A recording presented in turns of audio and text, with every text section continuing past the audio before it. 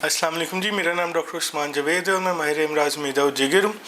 आज जो टॉपिक जिसके ऊपर मैं बात करने लगूँ ये बहुत ही कॉमन टॉपिक है, यहाँ तक कि हमारी यूथ के अंदर बहुत कॉमन है। अगर हर एज ग्रुप का मैं इसको मसला कहता चलूँ तो ये भी गलत ना होगा, जो कि है पेट की गैस। आमतौर पे बहुत से लोग हमारे पर प्रेजेंट करते हैं ओपीडी के अंदर इन पेशेंट्स में और आके कहते हैं कि डॉक्टर साहब हमें गैस हुई और ये गैस इस हद तक बढ़ गई कि गोला बन गया गैस का और ये दिमाग को चढ़ गई या घुटनों के अंदर गैस चली गई। तो ये बिल्कुल एक गलतुल आम चीज़ है। गैस स्टमक से कहीं भी मूव नहीं करती, इसका ब्रेन के साथ कोई कनेक्शन नहीं होता, ये किसी और जगह ट्रैवल नहीं करती। अब गैस बनने की वजह क्या होती है? आमतौर पे अगर हम देखा जाए तो जिस तरह हमारे नबी सल्लल्लाहु अलैहि वसल्लम ने भी बताया कि खाना हमें चबा के खाना चाहिए। आमतौर पे जब हम बहुत तेज़ी से खाना खा रहे होते हैं तो खाने के साथ हवा भी अंदर इंजेस्ट हो रही होती है, जो कि आपके मैदे को फुला देती है और उसके साथ आपका जो खाना है उसके डाइजेशन में प्रॉब्लम क्रिएट करती है। चाहे वो स्टमक के अंदर खाना जाता है तो उसका डाइजेशन प्रॉपर नहीं हो रही होती, जिसकी वजह से वो आंत तक पहुँचते पहुँचते मज़ीद मसाइल जो है उनका सबब बन जाती है।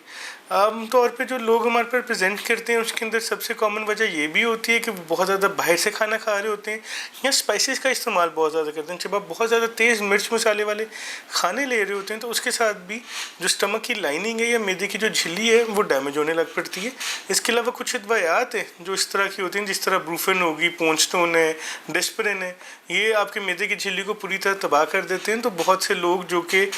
आमतौर पे मामूली सर दर्द के अंदर ब्रूफेन या डिस्प्रिन का इस्तेमाल कर रहे होते हैं तो उनके अंदर भी ये मसाइल बहुत कॉमन होते हैं कि उनकी जो मैदे की झिल्ली है वो डैमेज होना स्टार्ट होती है या उसके ऊपर जो है वो खराशी आ जाती हैं, जिसकी वजह से क्या होता है कि जो मैदे का तेज़ाब है वो बाहर निकलता है और उनके सीने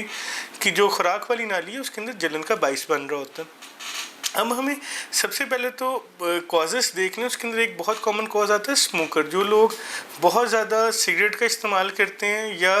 शीशा वगैरह पीते हैं उनके अंदर भी ये जो मैदे की गैस है ये बहुत ज़्यादा कॉमन होती है और इस हद तक बढ़ जाती है कि उनको अक्सर इस तरह महसूस होता है कि उनका पेट जो है वो मुकम्मल तौर पर फूल गया है और उनको हवा खारिज नहीं हो रही। आमतौर पे जब हम देखते हैं इस तरह के मरीज़ों के साथ जो हमारे पास इन पेशेंट्स में आ रहे होते हैं तो उनको सबसे पहले हमें जो एडवाइस करते हैं वो हम कहते हैं कि आप अपनी डाइटरी जो है हैबिट्स उनको बेहतर करें, क्योंकि इसके इलाज के जो हैं वो दो पहलू हैं। एक को हम कहते हैं नॉन फार्माकोलॉजिकल ट्रीटमेंट, एक को हम कहते हैं pharmacological treatment. Non pharmacological treatment के अंदर क्या आता है कि उसके अंदर आप सैलड्स का इस्तेमाल करें, पानी का इस्तेमाल ज़्यादा करें, अपनी खुराक के अंदर फाइबर को जो है वो ज़्यादा से ज़्यादा डालें और इसके अलावा आपने ये करना होता है कि आप अपने खाने को जो है वो पोर्शन कंट्रोल डाइट की तरफ ले जाएं कि आप पोर्शंस में खाएं, खाना आराम से चबा के खाएं, जिसकी वजह से आपके मैदे की जो गैस है वो बनने के चांसेस उतने ही ज़्यादा रिड्यूस हो जाते हैं, ताकि आपकी आंत जो है उसके अंदर किसी किस्म का फुलाव ना आए और उसकी वजह से आप मैदे की किसी मसले से दो चार ना हो। फार्माकोलॉजिकल ट्रीटमेंट पे जंप करने से पहले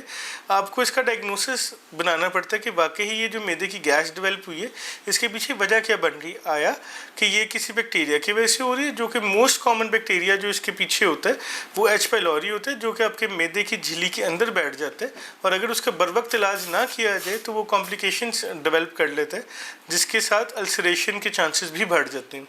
तो उसके लिए आपके पास कुछ ब्लड टेस्ट मौजूद हैं, आपके पास स्टूल के टेस्ट मौजूद हैं, फिर कुछ सीरीज़ ऑफ टेस्ट होते हैं, अल्ट्रासाउंड है। अगर उस पर आपको बेहतर तौर पर तशख़ीस हो जाए तो बेहतर है, अगर तशख़ीस ना हो तो फिर हमें एंडोस्कोपी करनी पड़ती है ताकि हम बेहतर तौर पर तयन कर सकें कि मैदे की जो ये गैस है या जलन है या तेज़ाबियत है उसके पीछे एक्चुअल रूट कॉज क्या है। जब हम वो सारी चीज़ें असेस कर लेते हैं फिर आपका काम है कि आप जो है वो एक मुस्तनिद डॉक्टर के मशवरे के साथ चलें और जो दवाइयाँ जिस तरतीब में जिस लिहाज से डॉक्टर साहब ने आपको बताई हैं आप उन पर मुकम्मल तौर पे अमल करें। खुद से अद्वयात बंद करना या अद्वयात की क्वांटिटी डबल कर देना या रिड्यूस कर देना आपके लिए नुकसानदेह साबित हो सकता है, क्योंकि उसके साथ आपके अंदर कॉम्प्लिकेशन होने के चांसेस बहुत ज़्यादा होते हैं। आमतौर पर अगर आप दवाइयाँ अब्रप्टली बंद करते हैं और खुदा न खास्ता आपको एच पाइलोरी था तो ये होगा कि बैक्टीरिया के ऊपर उस टाइम तो ये क्लियर आ जाएगी लेकिन वो छुपा रह जाएगा, मुकम्मल तौर पे ख़त्म नहीं होगा। जब वो मुकम्मल तौर पे ख़त्म नहीं होगा तो जैसे ही आप बाहर से कुछ खाते हैं और आपका बैक्टीरिया को एक फेवरेबल मीडियम बनता है मैदे के अंदर तो फिर से एक्टिवेट हो जाएगा। फिर जो आपने अद्वयात पहले इस्तेमाल की हैं वो उसके ऊपर उतना असर नहीं करेंगी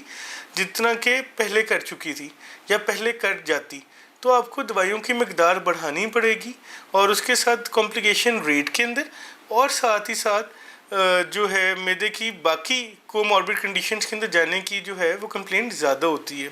तो टेक होम मैसेज हमारा इस वीडियो का क्या है कि आपने सबसे पहले तो फाइबर डाइट बहुत ज़्यादा यूज़ करनी है, पानी का इस्तेमाल तकरीबन 8 से 10 ग्लास पे लेके जाना है। उसके अलावा आपने बाज़ार से जो तेज़ मिर्च मसाले वाली चीज़ें हैं उनको नहीं करना। और चौथे नंबर पे आपने जब भी इस तरह का कोई मसला प्रोलॉन्ग 3 या 4 दिन से ज़्यादा करें, मुस्तनिद डॉक्टर से रब्ता करें और उसके मशवरे के साथ अद्वियात इस्तेमाल करें और खुद साख्ता अद्वियात ना लें। अगर इसके हवाले से आप मज़ीद कुछ जानना चाहते हैं तो आप हमसे रब्ता कर सकते हैं ताकि हम आपकी बेहतर तौर पर रहनुमाई कर सकें। बहुत शुक्रिया।